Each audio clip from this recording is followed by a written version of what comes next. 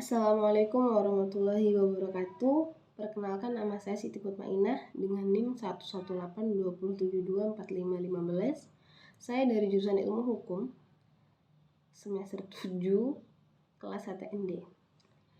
Baiklah, saya di sini akan mencoba menjelaskan mengenai dinasti Turki Utsmani, di mana dalam mata kuliah Perbandingan Hukum Tata Negara dengan dosen pembimbing Bapak Jufri Hardianto SHMH. Dinasti Turki Utsmani atau yang biasa disebut dengan Ottoman Mansur, ya karena pernah menguasai sebagian besar wilayah Eropa, Asia hingga Afrika Utara. Mereka menjadi pusat peradaban dunia dan Islam di abad ke-14 menurut sejarah. Orang-orang Utsmani berasal dari keturunan suku kabilah Turkmenistan pada abad ke-12. Mereka mulai pengembara yang berpindah dari Kurdistan ke Anatolia yang kelak menjadi negara Turki. Bangsa Utsmani yang dipimpin Raja Ertugrul dan anaknya Utsman I pindah ke Anatolia menghindari serangan pasukan Mongol di bawah pimpinan Genghis Khan. Mereka lalu menetap di kota Atlah, sebelah timur Turki. Bangsa Utsmani memilih bergabung dengan dinasti Saljuk saat peperangan dengan Kekaisaran Romawi meletus. Karena dengan bantuan mereka, pasukan dinasti Saljuk memenangkan pertempuran. Sebagai hadiahnya, komandan dari pasukan itu memberi sebidang tanah di wilayah barat Anatolia dekat perbatasan Romawi dengan bantuan mereka. Pasukan dinasti Saljuk memenangkan pertempuran. Sebagai hadiah, komandan dari pasukan itu memberi sebidang tanah di wilayah barat Anatolia dekat perbatasan Romawi. Dinasti Turki Utsmani atau Ottoman Mansur karena pernah menguasai sebagian besar wilayah Eropa. Wilayah itu berada di bawah Kesultanan Rom. Ketika dinasti Saljuk membubarkan Kesultanan Rom, Anatolia berbelah menjadi beberapa bagian. Satu di antaranya dikuasai anak Ertugrul, Utsman bin Ertugrul atau dikenal dengan Utsman I. Utsman I menggantikan ayahnya yang wafat pada 1299 Masehi.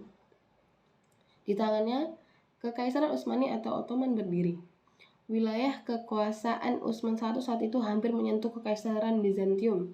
Selain itu, Utsman I juga memimpin pasukan Muslim Turki atau Ghazi untuk berperang melawan bangsa Mongol yang menyerang Anatolia dan dinasti Saljuk pada tahun 1293,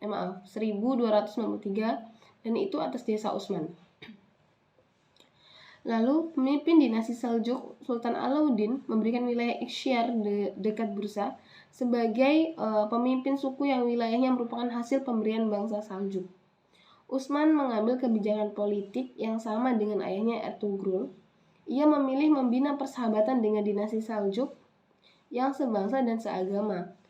Perang yang terus-menerus dengan bangsa Mongol membuat dinasti Saljuk lemah pada tahun 1300 Masehi. Sultan Alauddin II terbunuh dan dinasti itu berakhir.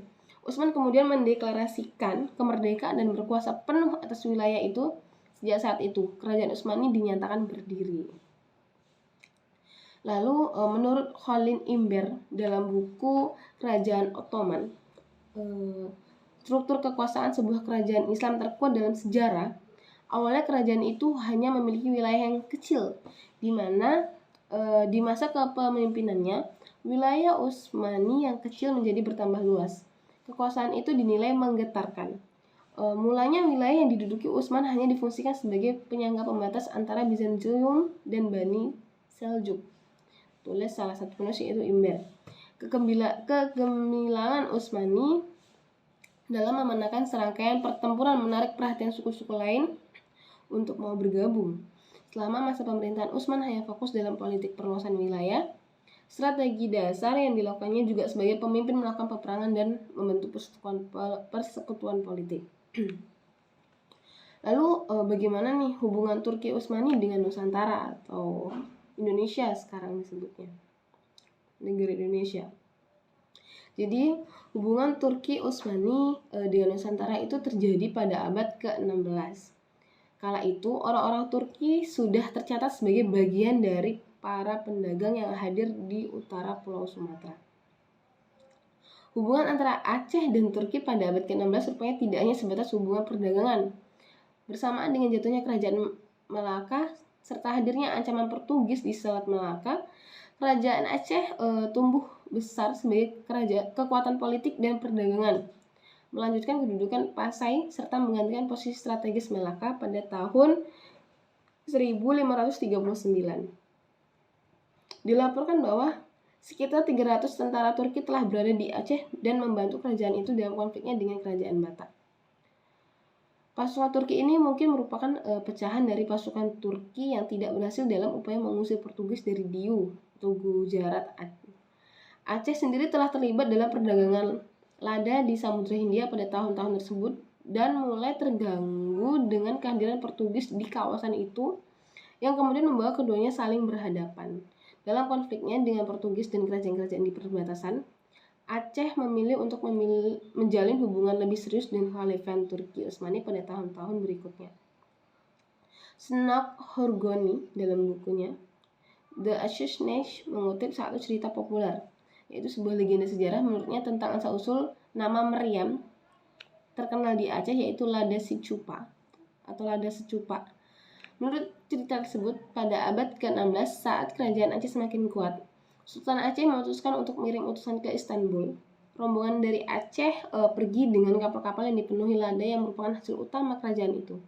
Namun sampai di Istanbul, mereka tak dapat langsung menemui Sultan Turki Utsmani, disebabkan tak ada yang mengenal kerajaan mereka. Mereka berdiam di kota itu selama 1 atau 2 tahun dan terpaksa menjual sebagian besar lada mereka untuk hidup di negeri itu.